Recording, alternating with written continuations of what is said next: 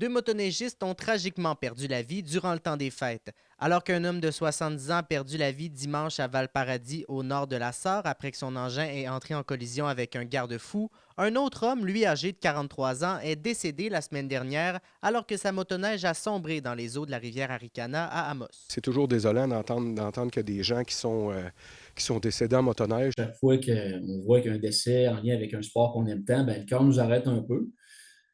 C'est toujours désolant de voir des incidents comme ça qui arrivent. Deux tragédies survenues en plein début de saison et à un moment où la température varie en haut et en bas de la barre du 0 degré. Beaucoup de zones humides qui n'est pas gelée encore.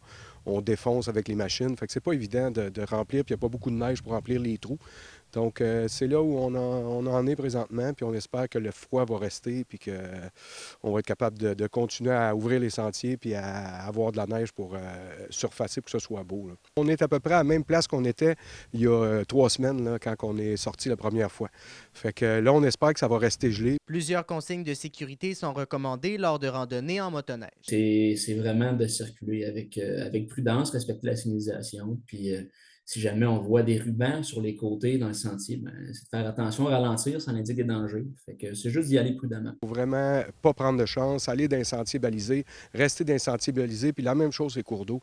Nous, on va sonder la glace, on vérifie la glace à différents niveaux, on met des baguettes, on balise, donc si on reste dans les balises, on devrait être correct. Les contrevenants aux règles peuvent d'ailleurs recevoir des contraventions. Il y a plusieurs opérations qui se font en sentier.